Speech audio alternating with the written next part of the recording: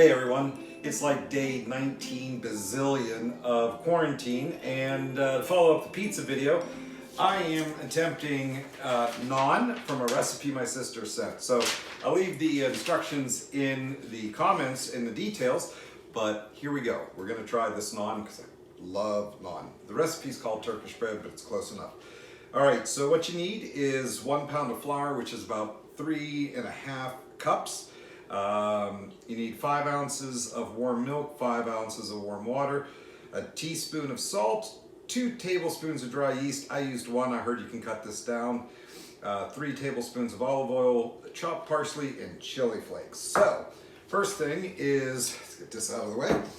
We're gonna whisk in the salt and flour, which I already have measured out here, into the flour. We're gonna whisk it to get it nice and spread throughout.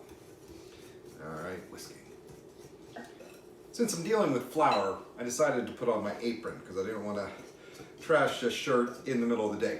And I am coming at you at the middle of the day because I'm taking a break from work. I have a little bit of energy, and so what else to do with it but do some cooking. All right, so add the warm water, knead it in until the liquid absorbs, and then we'll add the olive oil. So here we go. All right, so I'd be curious what you guys have been doing, this last month and a half in quarantine. Leave your comments in the section below. And I'd also like to hear what your relationship with the kitchen has been. I can't seem to walk through it without cooking or eating. So looking to get out of this quarantine and not be 859 pounds. As with most bread recipes, I'm assuming the slow addition of the liquid makes it much easier to work with. You can see it's just, well, you can't see, but I can see just starting to get crumbly. There we go. Now I have it on good authority that this will keep in the refrigerator, the dough at least, for up to 4 or 5 days, maybe stretched into a week. So starting to get crumbly. Knead this into a ball with some olive oil. 1, 2, and 3. There we go.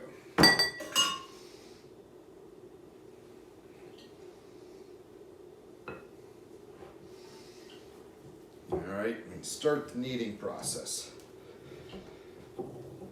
Now, the recipe itself here is calling for kneading for about 10 minutes. So I'm going to add this last little bit of oil, get started on this, and I will be right back in a little bit.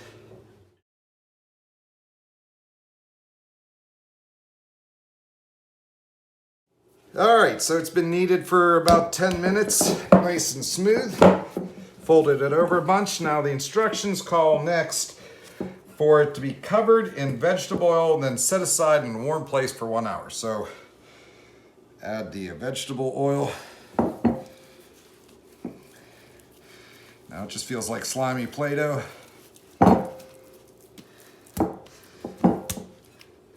right, I'll cover and let's set for an hour.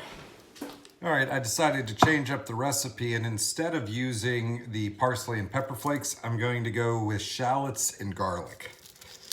So I don't have any dried shallots. I am going to roast them up in a little bit of olive oil, sea salt, and mix in the garlic to flavor the shallots. So cut off the ends of the shallot, peel the outside layer. If you don't cook with shallots, you're missing out. These are one of my favorite things to cook with. They're delicious and flavorful, and always try and have some on hand. A little bit of a bruise there. All right, we're going to chop these up into decent sized flakes. Woo. He's got the eyeballs starting to cry. Woo, potent. Woo, a little hard to see what I'm doing here. All right. Add some olive oil to the pan. Medium-high heat. I am cheating a little bit here. I don't have fresh garlic, so just using a little bit of the minced garlic. I don't need a lot. This goes pretty far, and one of the things I like to do is wait till the end of the process to throw it in. Otherwise, it will fry up first and get hard, crunchy, and a little burnt. So I always throw that in towards the end. All right, let's get these started.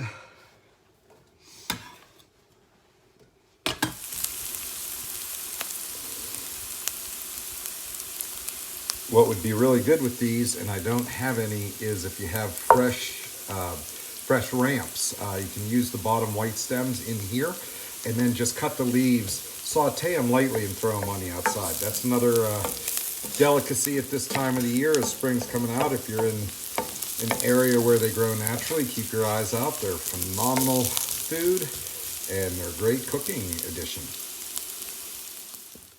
Now this might be completely unnecessary, but it's something I like to do after these are done and crisped up, is to put them on paper towels on a drying rack. Let them sop up some of the oil that they've been sauteed in, helps them dry them out a little bit, and they'll cook up better and be a little bit crisper on the bread itself. So spread those out. You'll see when I set them down, there's a lot of oil that came out of the pan. One thing you can do is just flip it and get more oil off the shallots and garlic. It's risen as much as it's going to. Recipe calls for chopping it into 6 sections. There we go.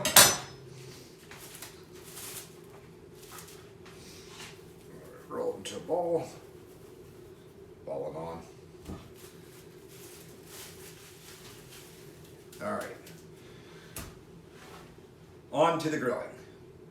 So they say to roll it out. I probably should have greased the rolling pin, but you take some of the onions and garlic.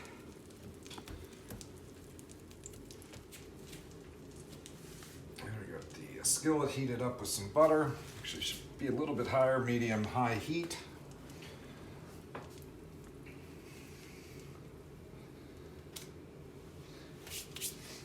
And it's 3 to 5 minutes on each side. All right, now for the flip. It could have been a little longer, but I see some golden brown there.